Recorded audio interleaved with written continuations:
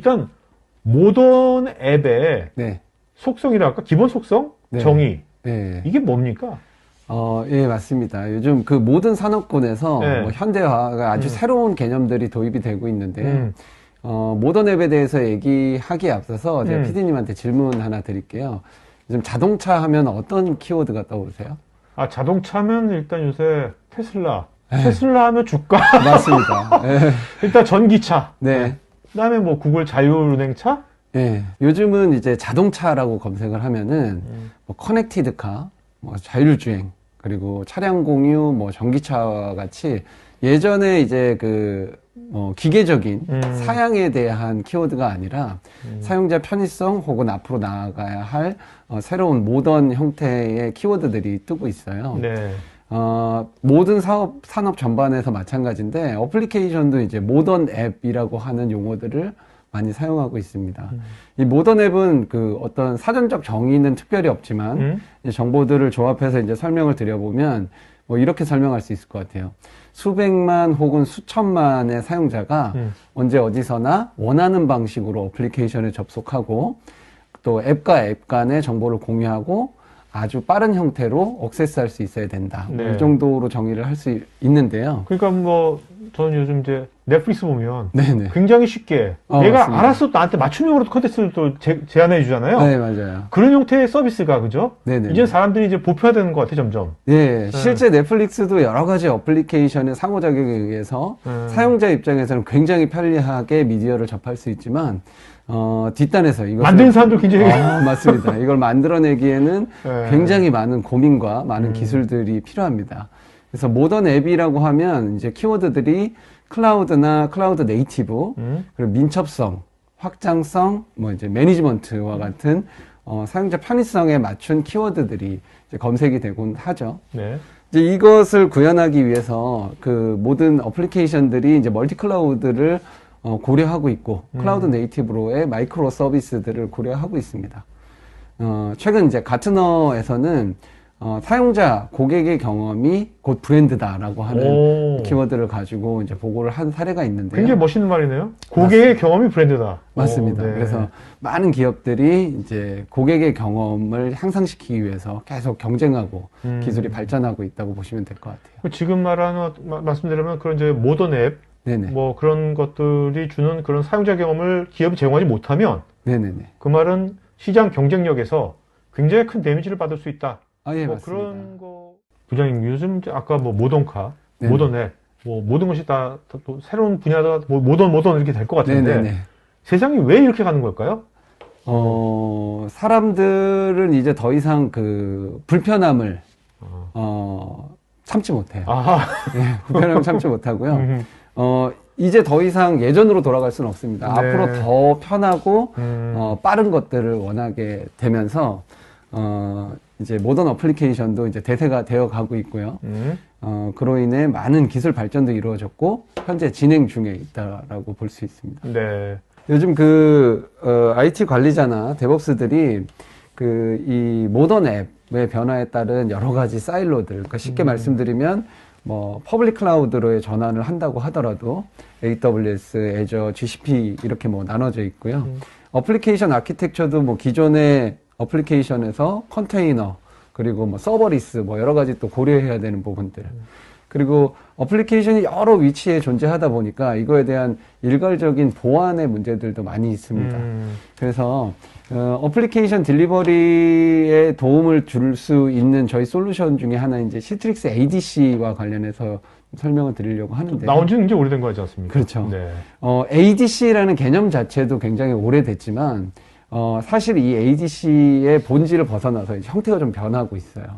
원래 저희가 기존의 ADC라고 하게 되면은 서버의 전면부에 배치돼서 어떤 어플리케이션의 효율성을 높이고 보안을 도와주는 네트워크 팀에서 관리하는 어떤 하나의 물리적인 어떤 스위치라고 이제 생각을 했는데 네. 최근에 이 모던 앱이 활성화되고 데브옵스, 뭐 애자일 형태의 어플리케이션이 개발되면서 개발 단계부터 이 어떤 ADC가 어플리케이션 하나의 빌딩 블럭으로 간주가 됩니다. 하나의 파트로 간주가 돼서 네. 어플리케이션 하나의 기능에 이제 머지된다고 보시면 돼요.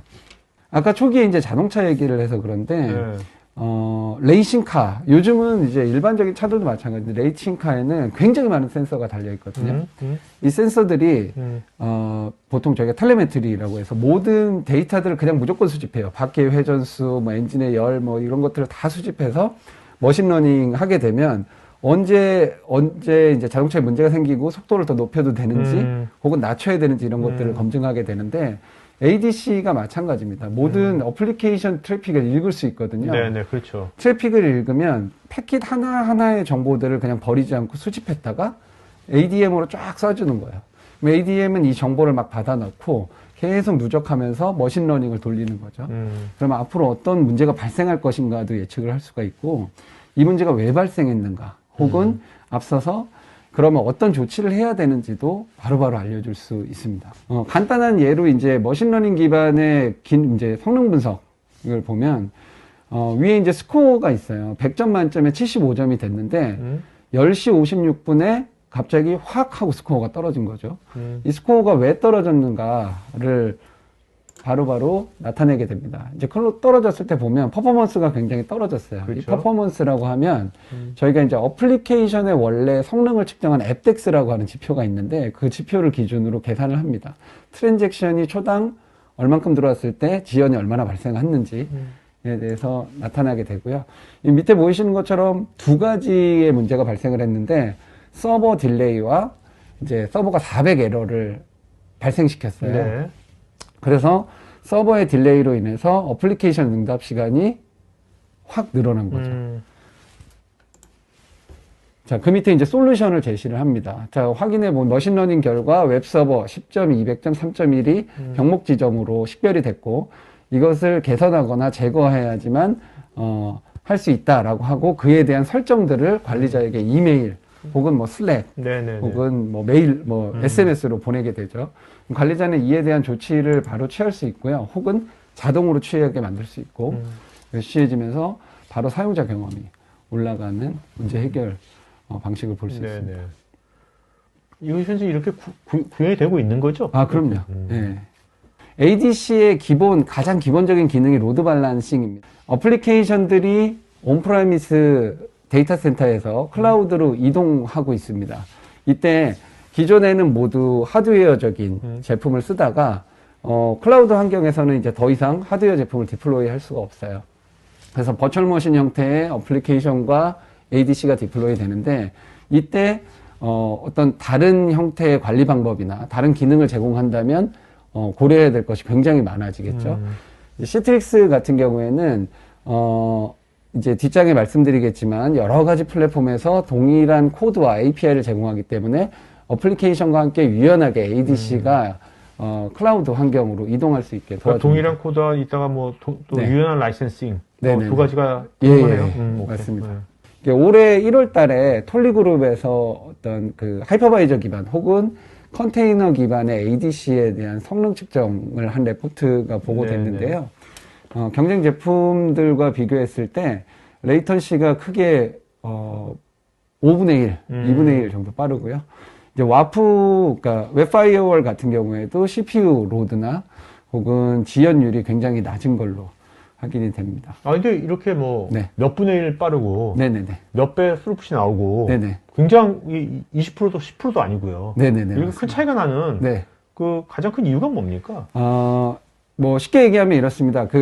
이제 ADC를 현재 그 어플라이언스 형태로 구매해서 그러니까 판매하고 있는 벤더들의 입장에서는 이것들의 속도나 어떤 성능을 개선하기 위해서 소프트웨어 베이스에서 진행된 것이 아니고 하드웨어 안에서 어떤 뭐 에이직이 됐든 여러 가지 하드웨어 기술들로 이거를 커버하다 보니까 소프트웨어로 그대로 만약에 옮긴다고 가정을 했을 때는 네, 성능의 차이가 발생을 할 수 있고요.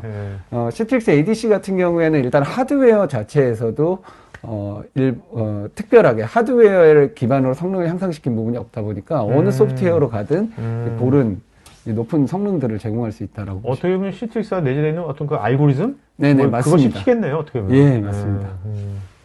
가장 대표적으로 필요한 부분들이 온프레미스 하드웨어에 있는 성능을 클라우드로 옮겨가는 데 있어서 일반적으로는 이 온프레미스에 필요한 장비와 라이센스는 별도로 구매하고 클라우드로 어플리케이션이 이전하면 그만큼의 용량을 클라우드에서 구매해야 되는 문제점들이 있었거든요.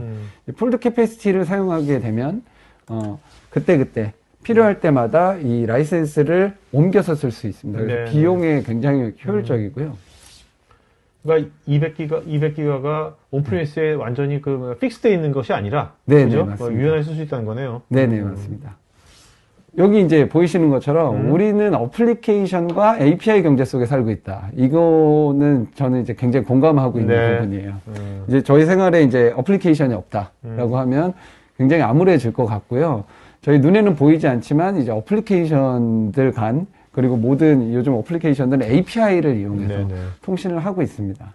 꼭 있어야 되는 건데. 그렇죠. 어떻게 보면 요새 기계들하고 우리가 인간이 협업하는 세상이지 않습니까? 예, 맞습니다. 기계들의 언어인 것 같아요. 그죠? 네네. 없으면 살 수 없는데 문제는 있어서 발생하는 문제들도 굉장히 많다는 거예요.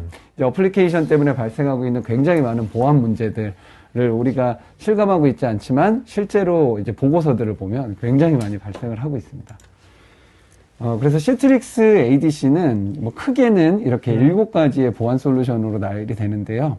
아까 말씀드린 로드 밸런싱과 기본적인 ADC 기능을 모두 제공함과 동시에 네. 이제 웹 어플리케이션 파이어월, 그리고 본 매니지먼트, API 프로텍션, 그리고 SSL, 그러니까 TLS에 대한 컨트롤들, 그리고 마이크로 서비스 간에 일어나는 앱 보안, 이것들을 컨트롤할 수 있는 싱글 콘솔인 ADM과 이 ADM 내에서 머신러닝, 그리고 AI를 통한 자동 조치나 보고에 대한 기능들을 저희 보안 솔루션으로 내세우고 있습니다. 시트릭스 ADC의 자동화 개요는 이렇습니다. 어플리케이션이 있는 곳에는 어디나 ADC가 따라가기 마련이고요. 그게 온프레미스건 클라우드건 ADC는 어디에나 다 배포되어 있습니다. 그래서 시트릭스 ADM이 이 모든 ADC하고 커넥션을 맺고 아까 말씀드린 데이터들을 다 수집하거나 혹은 필요한 설정들, 자동화적인 내용들을 배포할 수 있게끔 되어 있어요. ADM 자체로도 일부 자동화 기능들을 제공을 하지만 실제 어플리케이션과 인프라에 연동하기 위해서는 이제 자동화 도구들과도 연동이 될 수 있도록 구현이 되어 있습니다. 저 ADM은 어디에 위치하고 있습니까? ADM은 이제 그 편의에 할 수 있어요. 예를 들어서 온프렘이나 클라우드 환경에다가 설치를 할 수도 있고요. 네네네. 시트릭스 자체 클라우드에서도 ADM 기능을 제공할 수 오케이. 있습니다. 네. 네.